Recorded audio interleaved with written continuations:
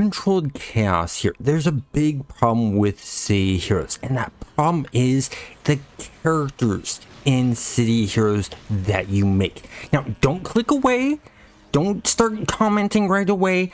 Hear me fully out before you do that. Wait until the end. So, the first reason this causes a problem is the costume selection. It's not like your normal games where you're given items and you have to make choices. Do you want the stats? Do you want the looks? Things like that.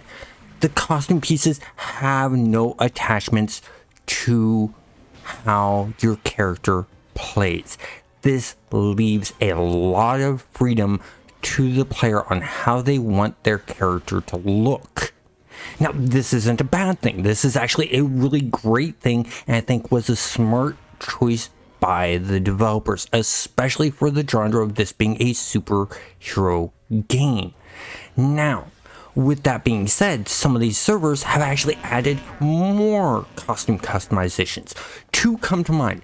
ThunderSpy added in some new models. They added new heads, new legs, new back pieces, stuff like that. It's really amazing, really cool. The second one that I can immediately think of is Rebirth. Rebirth added in over 800 new textures. You have a moving sand texture. You have these new tops and bottoms where you can show the skin underneath of the different types of skins that are there, whether it be insect wise or rock wise or whatever. That's just really cool and adds more to your character look. And you literally create characters based off of that stuff too.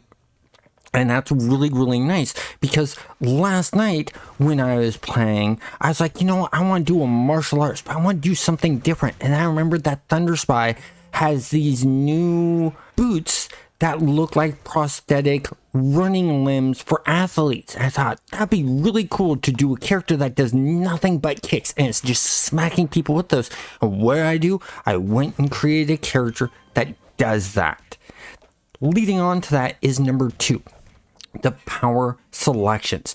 Not only are you choosing, are you ranged or melee, are you DPS, or are you defensive, are you healing, things like that, but you choose other powers. Do you use guns? Do you use swords? Do you use fire? Do you use water, lightning, all these different things? And then on top of that, for a lot of these powers, you can customize the color of the effects that they have.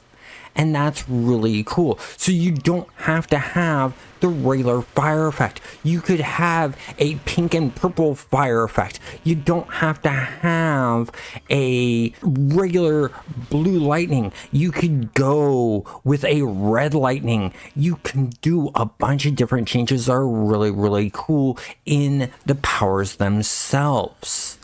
And that's really actually still a good thing. Now, there is also more.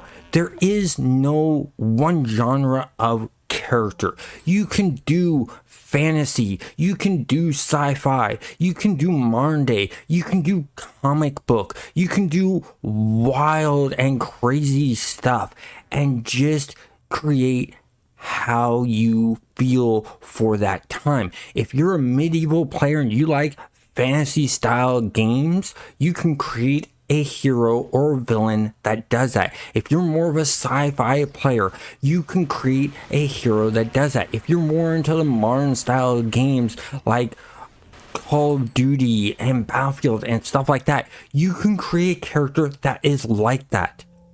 So this literally balance all those genres together in one. Yes, it is predominantly a superhero game, but it has all those costume pieces and all those powers to really let you choose how your character looks genre-wise. And that's, once again, a really good thing. The next is be and play how you want.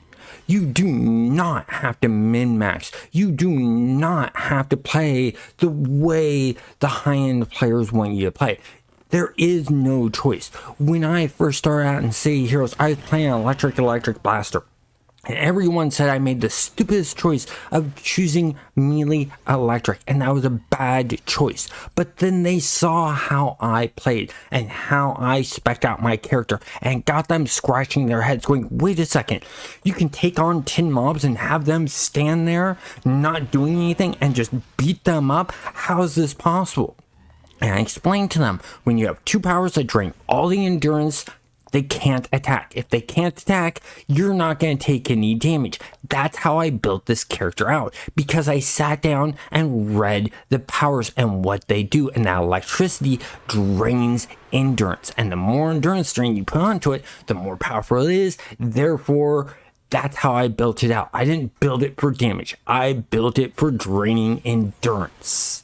I went a different direction that everyone else was going and proved all those people who said I was choosing wrong that I was choosing right. And then they started playing with it and calling it the Blapper. And the strongest Blapper out there was Electric. And they really started seeing that. And that's really cool. Now, why is this all bad? The reason this is all bad is I've been playing since the private servers got announced in 2019. That is a long time. That is 4 years. And 4 years of playing, I still don't have a level 50. I don't have a single one. I keep on coming up with new character ideas, jumping in, making them, and playing them. I have one character where they never touch the ground. They're always flying, hovering, things like that. I have other characters that I've designed that are all about the gun fu feel, where it's gunfighting and melee and that's it. I have another character that's all about stealth and things like that. I have another character that I created recently that's literally designed off of the idea of a sniper and built that way. I'm constantly coming up with new ideas of characters, so I'm spending a lot of time in character creation, and I level them up for a little bit, have some fun playing around with them, and then I come up with another idea, and then I go and make that character. And that's why it can be a little bit bad, because I'm not an altaholic with any other game. When I played EverQuest, I played a Shadow Knight, and I was known for playing a Shadow Knight or a mage. When I went and did other games like PlanetSide, I was known for being the combat engineer and building turrets and repairing vehicles and things like that. That's what I was known for in that game. I didn't make a bunch of alts, but when it comes to City of Heroes and all the choices and customizations that you have, all of a sudden I go from being a non-alcoholic to a major alcoholic. And that's the thing. That's the problem that City of Heroes creates. Now I'll give you another story. You have to watch what you're doing besides City of Heroes when playing and creating characters. And the reason being, and this is a true story, I had a friend who saw me playing the game, really liked it, was a superhero fan person, and they bought the game. They decided to cook something while creating their character, not thinking it would take long, not heeding my advice that, hey, look, you're going to spend hours and hours in character creation. It's so in depth. They were cooking and heating up some oil. They ignored the time their kitchen started catching on fire and didn't notice it until the fire alarm was going off.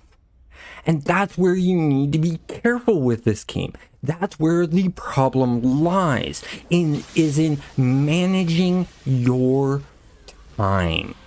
You have to be careful of what else you're doing and what else you have coming up. You need to set yourself alarm clocks and things like that. This problem can be solved. You can set yourself your own personal alarm clock, or the developers of some of these private servers, they could go about and create an in-game alarm clock that would pop up a message saying, hey, it's this time, you need to log off. EverQuest did that.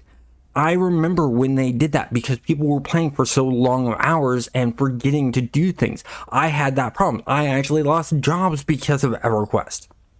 So I know it can be done. Now, another thing I want to mention is that there's a big YouTuber by the name of Mitch Mannix, who has 72,000 subscribers, did a video about City of Heroes. The link to that video is in the description.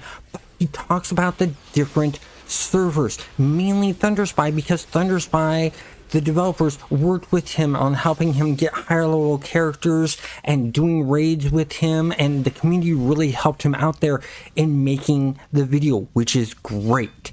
This helps us all out and getting more players to play with us, especially on these small servers. Homecoming is a big server. These other servers need to have a bigger population like Homecoming has, and active players more playing them. There are active players on all these servers. They're just a harder time finding the times to play with these, especially if your schedule doesn't match up with them. But anyways, with this is probably going to come a big influx in a player base, and I want to let players know that are new to this of what to expect when creating characters and how addictive it can be and how that's a problem. Now, if you want to know about other addictive issues with the City of Heroes games itself, check out this video right here and have a great day.